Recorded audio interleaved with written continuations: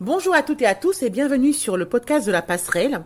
Donc je rappelle, la Passerelle est une entreprise qui a comme ambition de concilier vie professionnelle et vie familiale. Et pour cela, on va travailler sur trois axes. Le coworking familial, permettre aux parents de pouvoir travailler avec leur enfant à côté. La parentalité, qui va être vraiment le cœur de la passerelle. Et dans le futur, une conciergerie sociale et solidaire. L'idée, c'est que vous puissiez nous confier toutes les tâches chronophages qui vous prennent du temps pour pouvoir justement vous concentrer au moins pendant le premier mois, le fameux mois d'or, sur votre parentalité et sur votre nouveau rôle, que d'être parent. Alors aujourd'hui, on va aborder la suite d'un premier podcast que j'avais fait avec Stéphanie, qui parlait donc du deuil périnatal. Léa, raconte-nous ton histoire. Et on s'était arrêté, donc on avait retracé le chemin de la grossesse de Stéphanie jusqu'à l'envol de Léa.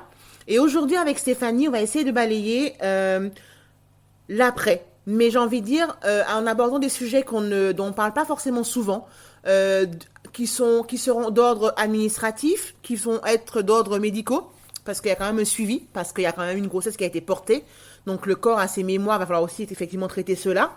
Et on abordera également le côté psychologique pour le suivi par rapport à la famille, par rapport peut-être aux connaissances. Voilà, on va essayer d'aborder un petit peu ces trois thématiques-là. Encore une fois, c'est un sujet quand même déjà assez lourd, donc je laisserai la toute liberté à Stéphanie de pouvoir s'exprimer et d'aborder tout ce qui lui semble bon de partager avec nous. Donc bonjour Stéphanie, je suis trop contente d'être avec toi à nouveau. Comment vas-tu? Bonjour Tania, bonjour tout le monde. Merci beaucoup Tania. Moi aussi, ça me fait vraiment très plaisir de faire la suite de ma petite poussette. Donc je suis Stéphanie, j'ai 44 ans, j'ai 3 enfants, Paul 7 ans, Léa, bébé petit ange qui aurait dû avoir 4 ans en janvier cette année, et Jules, mon bébé arc-en-ciel, qui a eu 3 ans au mois de juillet. D'accord, merci beaucoup pour le rappel, comme ça permet de remettre un petit peu le contexte. Alors, on va aborder, si tu le veux bien, la première partie. Donc là, on s'était arrêté effectivement à l'envol. On va aborder la partie, qu'est-ce qui se passe une fois que cela s'est passé au niveau, on va dire, pour commencer, d'un point de vue administratif.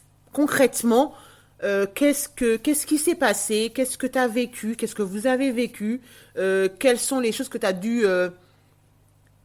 t'as dû faire, t'as dû supporter, voilà, un petit peu tout, mais vraiment pour un premier cas qui va être purement administratif. Vas-y, dis-moi tout. Eh ben, écoute, on est dimanche, Léa vient de s'envoler, donc clairement, le dimanche, rien ne se passe, donc le chagrin, tu annonces à tout le monde le départ de la puce, t'essayes tant bien que mal de te remettre, si tu peux te remettre de tes émotions, tu redescends pas, t'as du mal à le croire, t'as toutes les émotions clairement primaires qui remontent, hein, la colère, la peur, les pleurs, la tristesse, tu n'en finis pas. T'essayes de dormir dans la nuit du dimanche au lundi quand même, parce que t'as un petit bout qui est là et qui a besoin. Et puis le lundi matin, il est à peine tôt, quoi.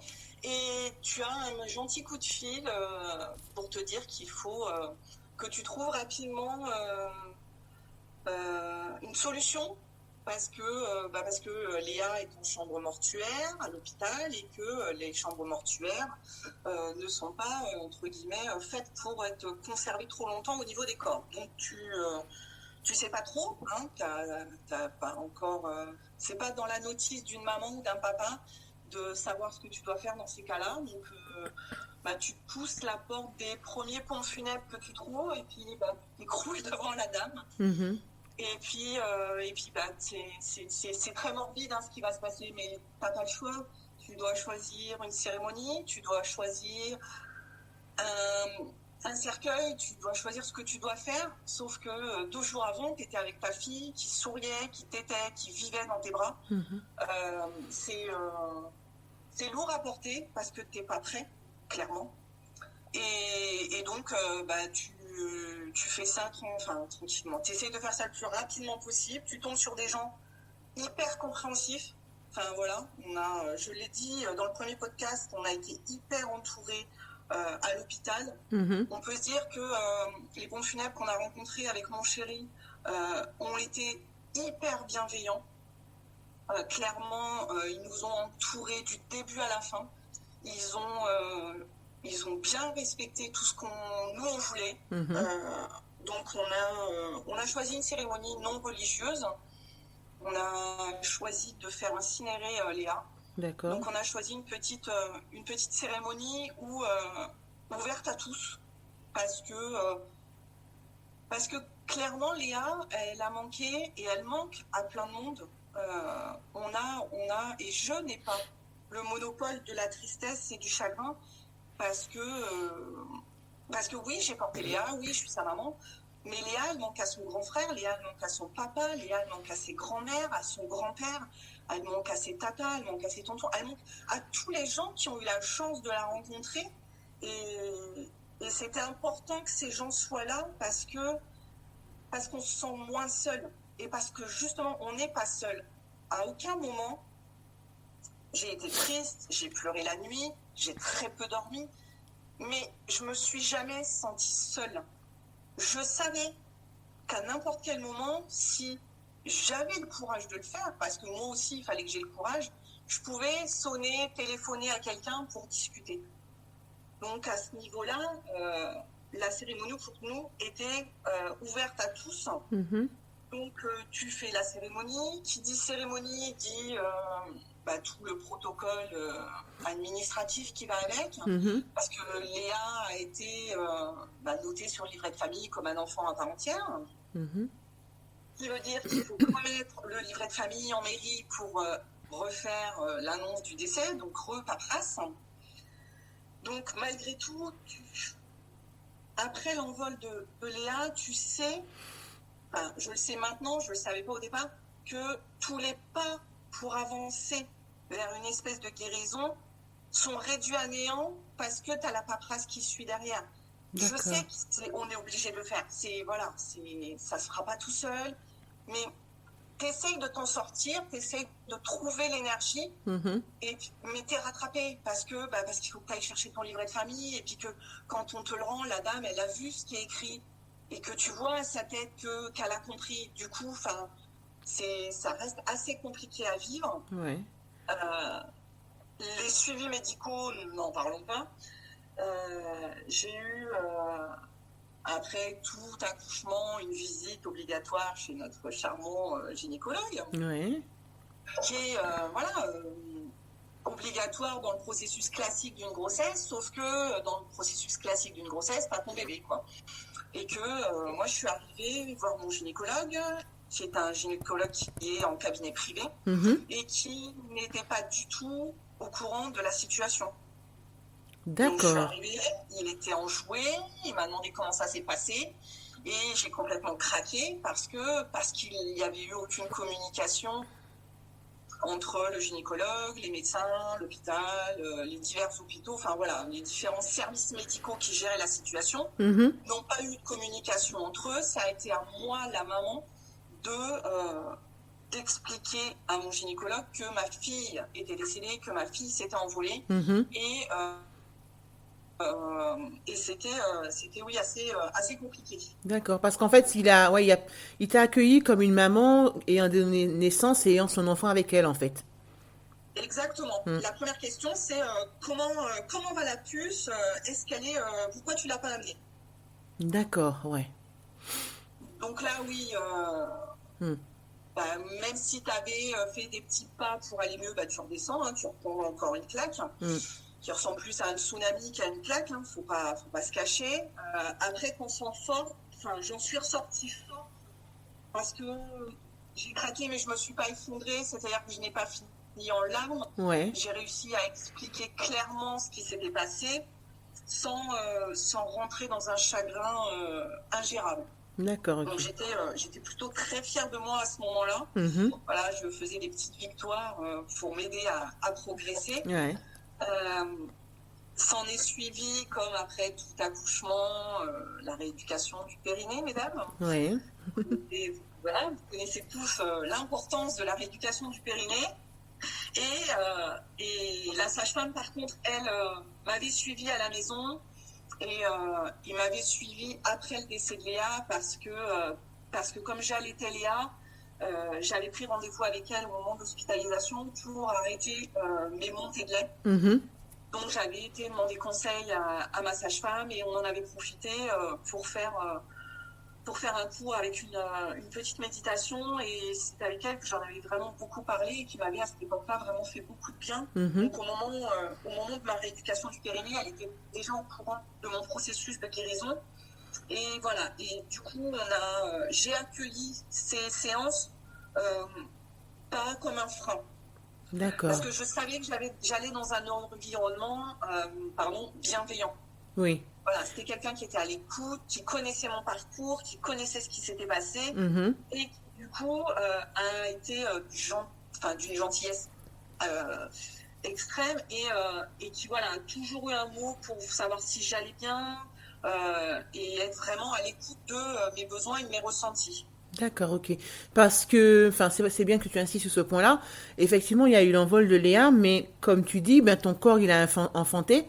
Donc, tu as des choses, entre guillemets, un processus normal, la montée de lait, le gynéco, la rééducation du périnée, quand même, qui, eux, ne s'arrêtent pas comme ça du jour au lendemain. Il faut effectivement traiter ce genre de choses, même si, ben, il y a eu, euh, il y a eu l'envolée de l'enfant, quoi. C'est, voilà, c'est, ok, c'est Oui, là, c'est ouais. ça. C'est-à-dire que, oui, tu as eu une grossesse, tu as eu un enfant, alors même s'il n'est plus là, ton corps a besoin d'être pris en charge. Ouais. Ton corps et ton esprit. Enfin, à ce moment-là, clairement, tu traites ton corps parce que c'est, entre guillemets, le plus urgent. C'est lui qui va te permettre d'avancer. Oui, et de Et ouais. tu as besoin d'aller voir un suivi parce que tu n'es quand même pas à l'abri après un accouchement, même s'il est fait par voie basse, qu'il n'y a pas eu de complications, tu ne sais pas ce qui peut se passer. Donc, le suivi chez le gynécologue est hyper important. Le travail du périnée, on sait très bien que la plupart des femmes le font peu ou pas et sont ensuite gérées moi, en faisant beaucoup de sport et surtout, je fais beaucoup de courses à pied, je pouvais pas, entre guillemets, me permettre de louper ma rééducation du périnée Mhm. et soyons creux, me faire pipi dessus à 45 ans, quoi. Oui. Donc, je suis désolée, mesdames, mais on a un corps et il faut vraiment qu'on en prenne soin, clairement. Ouais.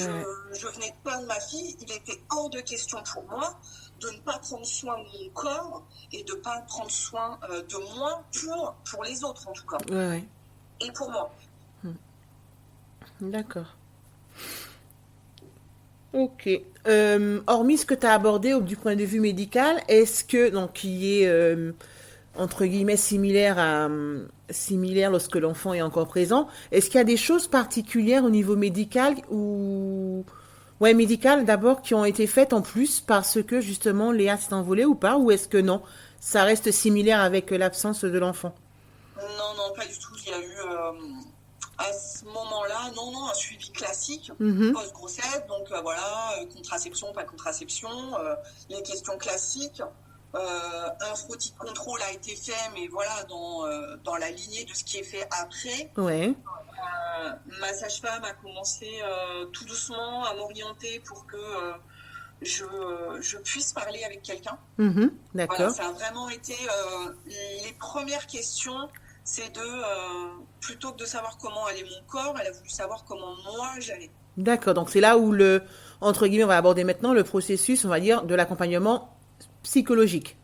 Ouais, c'est ça. Ok, d'accord. C'est vraiment elle qui m'a fait le déclencheur parce que clairement, tu penses que tu vas réussir à gérer. Tu dis ouais, on est forte, on est des mamans. Et puis c'est tellement facile de se mettre une carapace et d'avoir un joli sourire et de dire à tout le monde oui, je vais bien. Et de passer tes nuits à pleurer ou à repenser à tout et de revivre tout le temps ces moments. Et oui, tout le monde a beau te dire on est là, etc. Et c'est ce que je te disais tout à l'heure. À aucun moment je me suis sentie seule, Mhm. mais il fallait une personne extérieure à ma bulle proche pour me mettre, entre guillemets, le coup de pied au derrière Ouais. pour m'aider psychologiquement à avancer. D'accord, ok. D'accord. Parce que malgré tout, ta sphère proche va prendre soin de toi. Mhm. Donc, va t'entourer, te dorloter, savoir si tout va bien, être là pour un café, un thé, etc., pour écouter. Mais à aucun moment, et c'est compréhensif, je pense que je ferai la même chose, ne te mettra le coup de pied au derrière en disant « Est-ce que tu penses à toi, au fond ? Est-ce que tu as fait quelque chose pour que tu te sentes mieux, etc. » Parce que malgré tout, la carapace est là. Sauf que la carapace, à un moment donné, elle n'est pas infaillible et que si elle se perce, on ne sait pas trop ce qui peut arriver. Donc effectivement, ma sage-femme me dit, et c'est elle vraiment qui a commencé, pas forcément à faire son rôle de sage-femme, parce qu'elle a commencé à écouter, à poser des questions, et oui, ça m'a aidé et ça m'a montré le chemin pour ensuite, de moi-même, faire la démarche d'aller consulter une psychologue. D'accord, ok, d'accord. Au moment où la sage-femme t'a motivé justement à aller voir le psychologue, combien de temps s'est écoulé entre cette décision, enfin cette action, cette décision, pardon, et la prise de rendez-vous? Est-ce que ça a été rapide? Est-ce que lorsqu'elle te l'a dit, ça t'a paru normal et tu l'as contacté tout de suite? Comment ça s'est passé en fait? Quand j'y suis allée, donc j'accouche en janvier, de mémoire, c'est 4-6 semaines après rééducation du périnée, 8 semaines, c'est trop. 8 semaines après, j'ai mon premier rendez-vous avec la sage-femme, on en parle. Clairement, au départ, donc, je discute avec elle, etc. Et je lui dis non, mais vous inquiétez pas, ça va aller. Je vais gérer. Vous inquiétez pas, ça va aller. Donc on commence, voilà, les séances, etc. Puis elle insiste. À chaque début de séance, avant que je m'installe pour faire mes exercices de rééducation, comment vous allez? Comment va votre sommeil? Est-ce que vous avez besoin? Et voilà, à force d'insister, tu sens qu'il y a un truc sous-jacent, tu le sens dans tes émotions. J'étais de plus en plus exacerbée, c'était ou tout l'un ou tout l'autre. Et puis tu te dis que tu es dans une génération qui dit psychologue, dit forcément folie. Et tu te dis, mais qu'à un moment donné, tu n'as pas le choix. Et je me suis retrouvée, à téléphoner et à me dire, là, j'ai plus le choix. Il faut que j'y aille. Si je veux aller bien pour moi, si je veux aller bien pour mon chéri, si je veux aller bien pour mon fils, je dois vraiment faire le chemin d'aller mieux. Et c'est pas juste en répondant oui, vous inquiétez pas, ça va, parce que je pense qu'elle, à force, elle savait décoder aussi le fait que le corps était retranché, plus nerveux, etc. Et qu'elle a su décoder que ça n'allait pas. Et je la remercie et je l'ai remerciée grâce à elle. Oui, j'ai été suivie par une psychologue qui m'a aidée justement à avancer. D'accord, ok, d'accord. Ok. J'essaie de réfléchir si on a oublié quelque chose. Donc, on a parlé de tout ce qui était effectivement la partie gynécologique médicale, la partie psychologue. Est-ce qu'il y a quelque chose qu'on a oublié d'aborder, Steph, ou pas?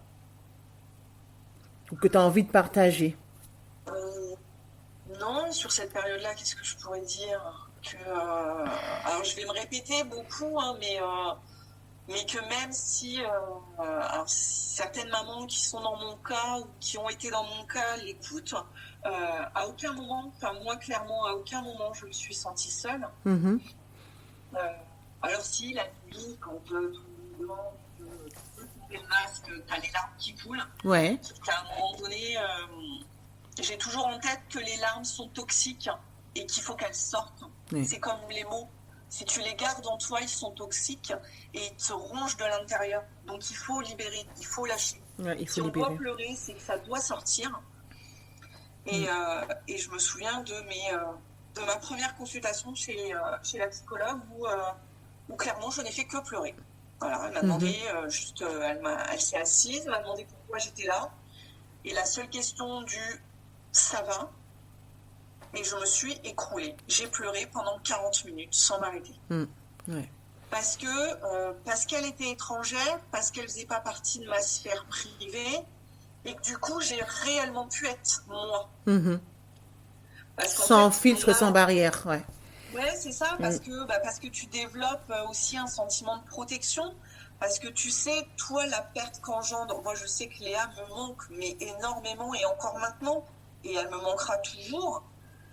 Donc, je me doute qu'elle manque aussi à d'autres personnes. Donc, clairement, quand il fallait que je parle d'elle, je prenais des pincettes parce que je ne voulais pas que les autres endurent ou aient la même souffrance que moi je pouvais éprouver. Mhm. Ouais. Et en fait, ce passage chez la psy m'a permis de me libérer et maintenant, j'ai toujours parlé de Léa, ça n'a jamais été un tabou. Donc clairement, entendre le prénom de ma fille dans la bouche d'autres personnes, ça me fait... Alors au départ, ça me faisait du mal, et maintenant ça me fait du bien.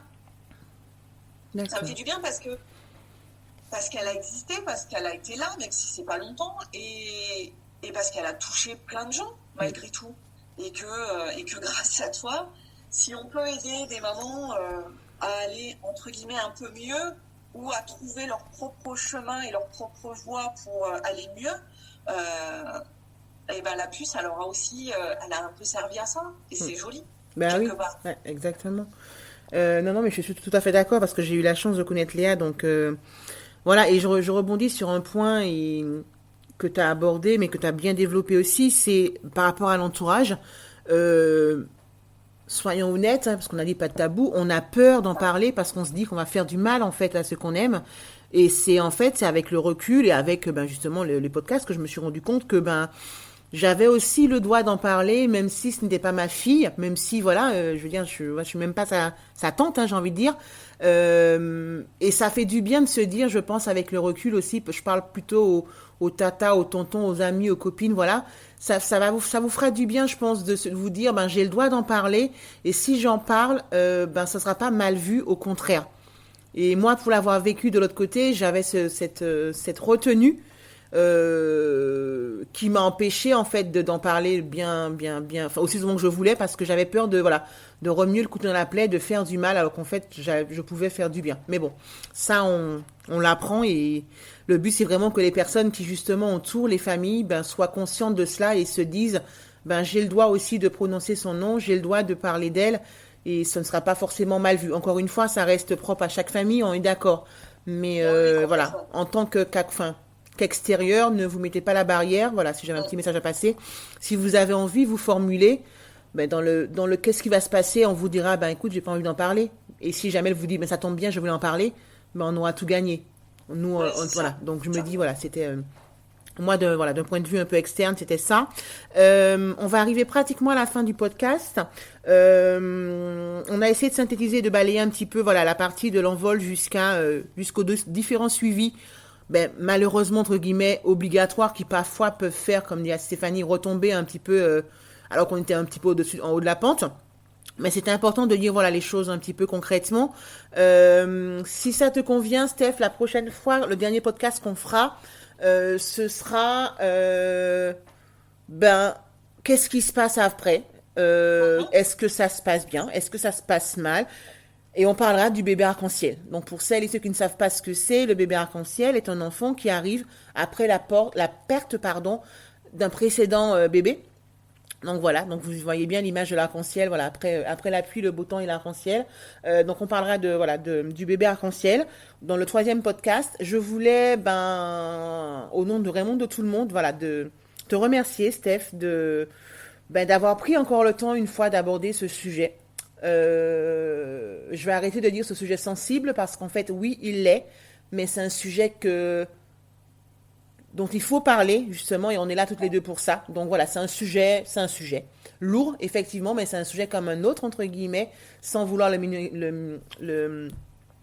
comment dire, j'ai oublié mon mot, vous avez compris. Le minorer, voilà, enfin je sais pas si ça se dit. Voilà, je voulais vraiment parler de ce sujet-là et me dire si à travers ton témoignage on peut aider des familles qui ont vécu comme tu dis ou qui ont traversé ou qui sont en train de traverser justement ça, que vous ayez un petit peu ce qui se passe après concrètement, que vous soyez préparés, parce qu'effectivement encore une fois être préparé n'enlève pas la douleur, n'enlève pas la souffrance, mais je reste persuadée qu'être préparé ça permet quand même de se dire ce que je vis en ce moment, ok. Je suis OK avec ça, je sais qu'il y aura peut-être un futur, il y aura quand même un changement, mais ce que je vis, c'est normal. Je ne suis pas anormale, c'est pas normal ce que je vis. Donc, le fait de le savoir, je pense, et je reste persuadée que ça reste quand même bénéfique. D'accord? Complètement d'accord avec toi. Bon, je te fais de gros bisous et je te dis, prends bien soin de toi et à très vite. Merci beaucoup, Tania. À Bisous, bientôt. bisous, ciao. Bisous, au revoir.